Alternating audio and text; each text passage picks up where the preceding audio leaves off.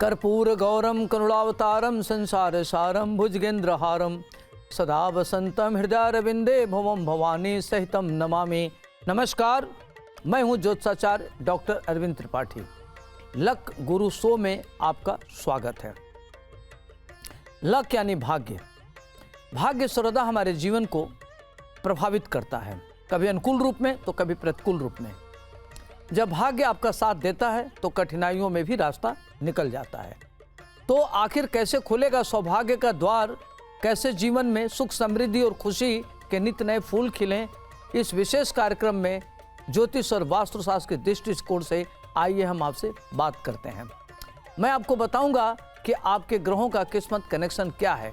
रोजगार, व्यापार, परिवार, संबंध, स्वास्थ्य यानी आपके जीवन के हर मोड़ पर आपको क्या करना चाहिए, क्या नहीं करना चाहिए, किन मंत्रों का जप करें, कैसी पूजा करें, किस देवता की पूजा करें, भाग्य लक्ष्मी को कैसे प्रसन्न करने, इसके लिए क्या उपाय है, इसके बारे में हम आपको विधिवत बताएंगे। अब हम आपसे बात करेंगे कि मकर राशि का सूर्य लग्न से लेकर के 12 घरों में होगा तो उसका क्या प्रभाव पड़ेगा। तो मकर राशि का सूर्य अगर प्रथम भाव में हो तो उसका क्या प्रभाव पड़ेगा, ये बात करते हैं। मकर राशि, मकर का स्वामी होता है शनि।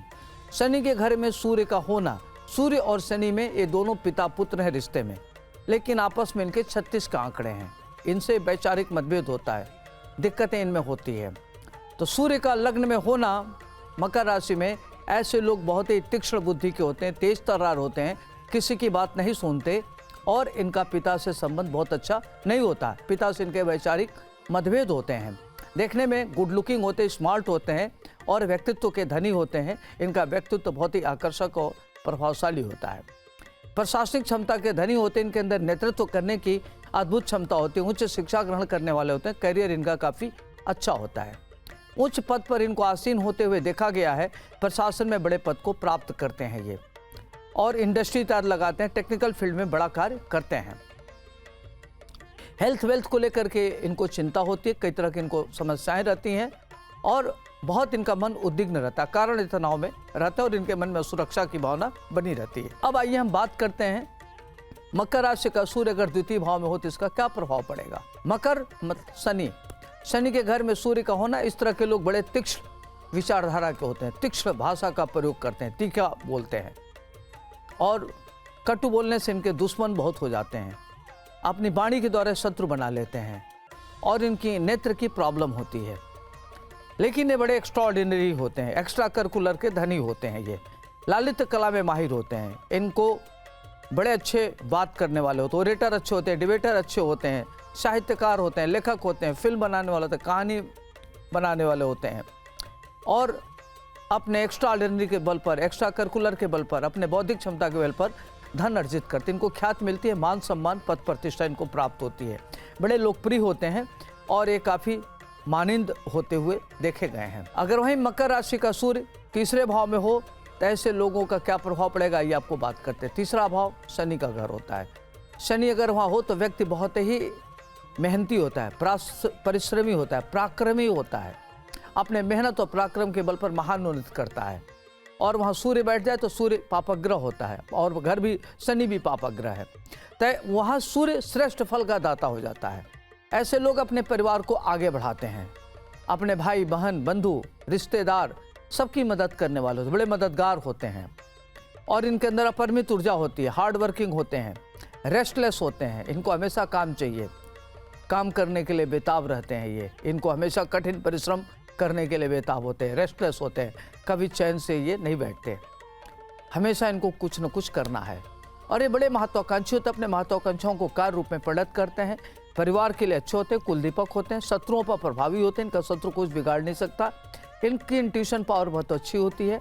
राजनीति में महान उन्नत करते हैं, करियर को लेकर के महान उन्नत करते हैं, रियल एस्टेट प्रॉपर्टी इंडस्ट्री में आगे बढ़ते हैं और धन धान के क्षेत्र में काफ़ी अर्जित करते हैं और ये बड़े लोकप्रिय होते हैं। अब आइए हम बात करते हैं मकर राशि का सूर्य अगर चतुर्थ भाव में हो तो उसका क्या प्रभाव पड़ेगा। चतुर्थ भाव माता का घर है, भूमि का घर है, प्रॉपर्टी का घर है, नौकर का घर है, वाहन का घर है। तो ऐसे लोगों के पास चतुष्पद वाहन बहुत होते हैं।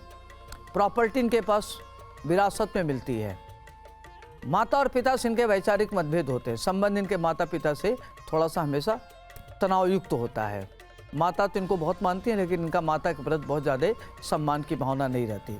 वैचारिक रूप से इनको मतभेद होता है। प्रॉपर्टी तहत खरीदते हैं तो प्रॉपर्टी इनकी विवादित हो जाती है।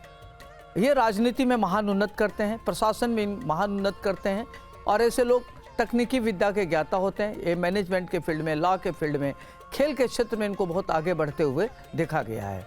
फिल्म बनाते हैं, कहानी लिखते हैं, साहित्यकार अच्छे होते हैं, व्यापार इनका बहुत अच्छा होता है, बड़े लेवल के व्यापार करते हैं और काफ़ी आगे बढ़ते हैं और ये समाज में बड़े लोकप्रिय होते हैं।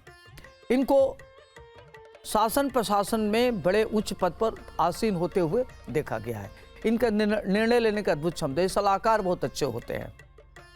प्रॉपर्टी इत्यादि, घर इत्यादि इनके पास अनेक प्रकार के होते हैं और इनका सुख इनको मिलता है। अब आइए हम बात करते हैं मकर राशि का सूर्य अगर पंचम भाव में हो तो क्या होगा। मकर राशि पंचम भाव, उसमें सूर्य का होना, तो इस तरह के लोग तकनीकी विद्या के ज्ञाता होते हैं। ये लॉ में, मैनेजमेंट में, मेडिकल के फील्ड में, टेक्निकल फील्ड में काफ़ी अच्छा बड़े लेवल पर शिक्षा ग्रहण करने वाले होते हैं। पढ़ाई लिखाई इनकी बड़े विघ्न बाधाओं के साथ होती है।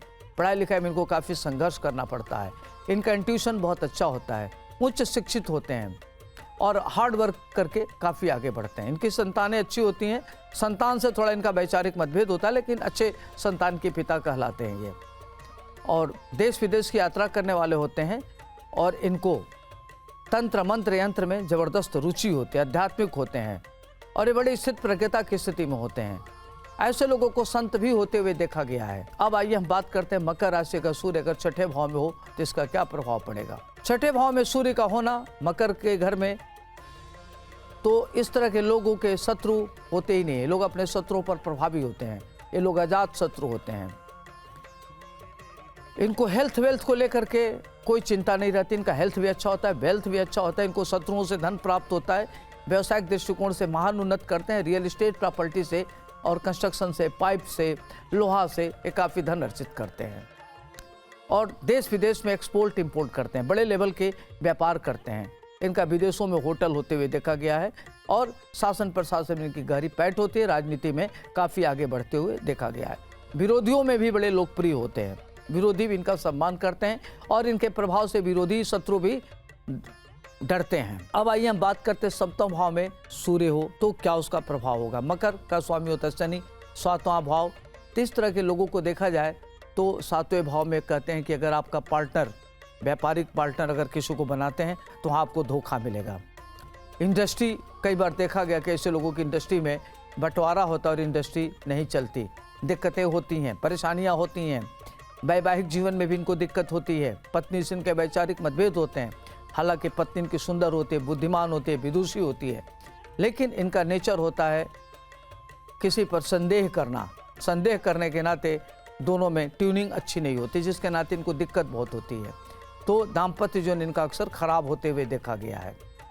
और शासन प्रशासन में इनके बड़ी गहरी रुचि होती है। राजनीति में सर्वोच्च पद को प्राप्त करते हैं, शासन में बड़े पद पर जाते हैं, इंडस्ट्री लगाते हैं और बड़ा कार्य करने वाले होते हैं। अब आइए हम बात करते हैं मकर राशि का सूर्य अगर अष्टम भाव में हो तो क्या होगा। अष्टम भाव में सूर्य हो तो यहाँ इस तरह के लोगों को अगर कोई भी घटना दुर्घटना होती है तो ये बाल बाल बच जाते हैं।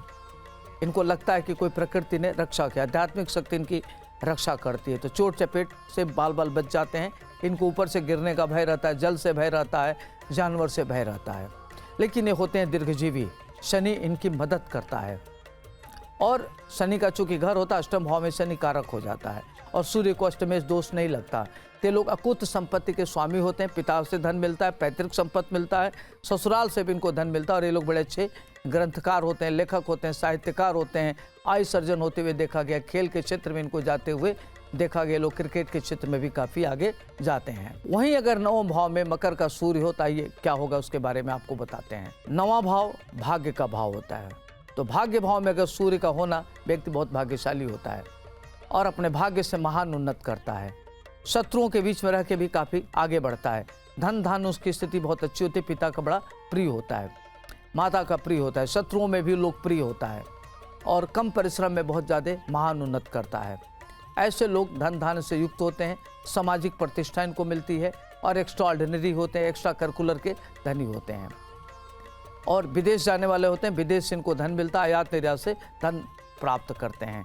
अध्यात्म इनकी गहरी रुचि होती है, मंदिर इत्यादि का निर्माण कराते हैं और प्रवचन इत्यादि करते हैं। ऐसे लोगों को साधु संत महात्मा होते हुए भी देखा गया है। अब आइए हम बात करते हैं दशम भाव में अगर मकर राशि का सूर्य हो तो क्या होगा। मकर राशि, दशम भाव और सूर्य का होना।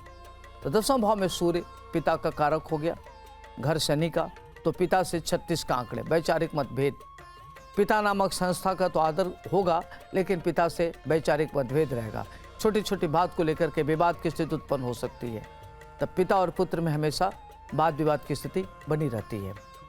लेकिन ऐसे जातक पिता के बड़े प्रिय होते हैं, पिता मानते हैं और पिता के द्वारा आगे बढ़ते हैं, पैतृक संपत्ति को आगे बढ़ाने वाले होते हैं। ऐसे लोग प्रशासन में देखा गया कि यूपीएससी सेवा में जाते हैं, आईएएस वगैरह बनते हैं, राजनीति में बड़े पद पर प्राप्त करते हुए इनको देखा गया है।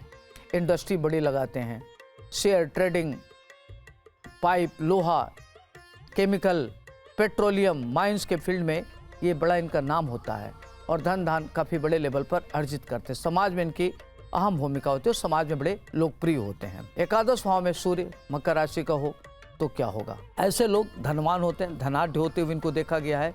पिता के द्वारा संपत्ति प्राप्त होती है, माता पिता का सुख मिलता है, उच्च शिक्षा ग्रहण करने वाले होते हैं, तकनीकी विद्या के ज्ञाता होते हैं और इंडस्ट्री इत्यादि लगाते हैं, बड़े लोकप्रिय होते हैं। समाज में इनकी अहम भूमिका होती है। इंट्यूशन इनको बड़ा अच्छा होता है, अकल्ट साइंस में इनकी गहरी रुचि होती है, तंत्र मंत्र में इनका जबरदस्त रुचि होती है और ऐसे लोगों को साधु होते हुए देखा गया है। साधु संत में उनको फॉलो अप करते हैं या साधु संत की तरह से अपना आचरण करते हैं, बड़े लोकप्रिय होते हैं, प्रतिष्ठित होते हैं, इज्जतदार होते हैं और समाज में सबका सम्मान करते हैं और सम्मान प्राप्त करते हैं। वहीं अगर मकर राशि का सूर्य अगर 12वें भाव में बैठा हो तो क्या होगा। 12वां भाव खर्च का भाव होता है, व्यय का भाव होता है, विदेश यात्रा का होता है। तो ऐसे लोग देश विदेश की यात्रा करते हैं, विदेश से आयात निर्यात होता है इनका, धन धान की इनकी स्थिति बहुत अच्छी होती है, खर्चीले होते हैं और इनका खर्च किसी भी तरीके से हो सकता है। इनके शत्रु बहुत हो जाते हैं, इससे लोगों को धन लोग चुरा भी लेते हैं, ऐसे भी देखा गया है और काफ़ी इनको परेशानियों का सामना करना पड़ता है। अत्यधिक खर्च के नाते इनकी मानसिक उद्विग्नता बनी रहती है, तनाव में रहते हैं।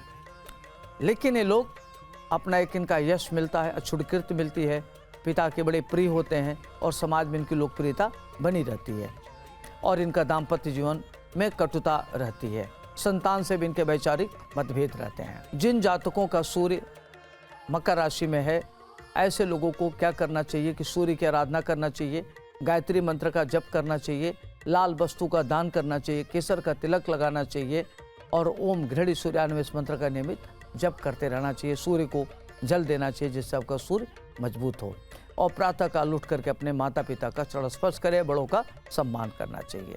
आज के लिए इतना ही, मुझे दीजिए इजाज़त। आपका दिन शुभ हो, मंगलमय हो। नमस्कार।